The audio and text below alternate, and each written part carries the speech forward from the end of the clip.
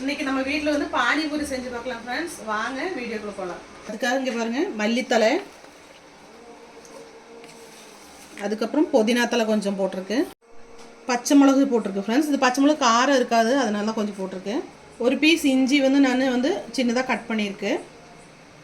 அதுக்கப்புறம் நம்ம வந்து லெமன் ஜூஸ் கொஞ்சம் புழிஞ்சிக்கலாம். இது வந்து புளி வந்து கரைச்ச தண்ணி. இப்போ நம்ம மிக்சியில் ஃபஸ்ட்டு அரைச்சி எடுத்துக்கலாம். இந்த மாதிரி அரைச்சி எடுத்தாச்சு. இது வந்து நம்ம நல்லா வடிகட்டி எடுத்துக்கணும். சக்கை இருந்தாலும் எடுத்துக்கலாம். இதில் வந்து புளி கரைச்ச தண்ணி நான் ஊற்றிருக்கு ஃப்ரெண்ட்ஸ், நல்லாயிருக்கும். அதுக்கப்புறம் நான் வந்து பெப்பர் தூள் போட்டிருக்கேங்க ஃப்ரெண்ட்ஸ். இது வந்து ஒரு அரை ஸ்பூன் பெப்பர் தூள் இருக்கும். அதுக்கப்புறம் இது பிளாக் சால்ட்டு, அதுவும் இந்த அளவுக்கு போட்டிருக்குங்க. நான் போட்டிருக்கு. இப்போ நம்ம நல்லா மிக்ஸ். இப்போ இந்த டைமில் வந்து நான் அரை லெமன் மறுபடியும் புழிஞ்சு ஊற்றுறேங்க. மொத்தமாக வந்து ஒரு லெமன் போட்டிருக்குங்க. ஃபஸ்ட்டு மிக்சியில் அரைக்கும்போது அரை லெமனு, இப்போ ஒரு அரை லெமன் வந்து வேக வச்சு எடுத்து வச்சுருக்குங்க ஃப்ரெண்ட்ஸ். இது வந்து நல்லா உடச்சி வச்சுருக்கு. பெரிய வெங்காயம் ஒரு 3 பெரிய வெங்காயம் பொடி பொடியாக கட் பண்ணி வச்சுருக்கு. கொஞ்சம் மல்லித்தலை, அதுவும் நம்ம இந்த உருளைக்கிழங்கு மிக்ஸுக்குள்ளே போட்டுக்கலாம். நான் தனி மிளகாத்தூள் போட்டிருக்கேன் ஃப்ரெண்ட்ஸ், ஒரு அரை ஸ்பூன் போட்டிருக்கு.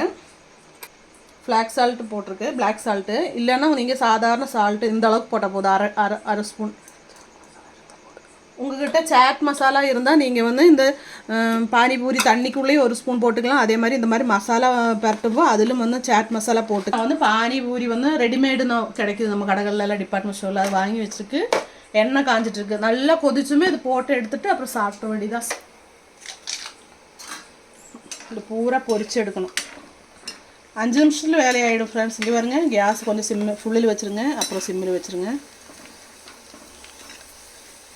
ஃபுல்லில் வச்சோன்னா கருகுது. பானி பூரி எல்லாமே ரெடி ஆயிடுச்சு ஃப்ரெண்ட்ஸ். இங்கே பாருங்க, நம்ம இந்த மாதிரி உடச்சி விடணும். லைட்டாக உடச்சி விட்டுட்டு கடையில் செய்கிற மாதிரி இங்கே வந்து கொஞ்சமாக எடுத்ததுக்குள்ளே போட்டுக்கலாம். அதுக்கப்புறம் இந்த தண்ணி நம்ம நல்லா ஒரு மிக்ஸ் பண்ணிவிட்டு இங்கே பாருங்க பாருங்க எல்லாம் ரெடி ஆயிடுச்சு. சூப்பராக்கா. நீங்களும் இந்த மாதிரி செஞ்சு பார்த்துட்டு வீடியோக்கெல்லாம் கமெண்ட் பண்ணுங்கள்.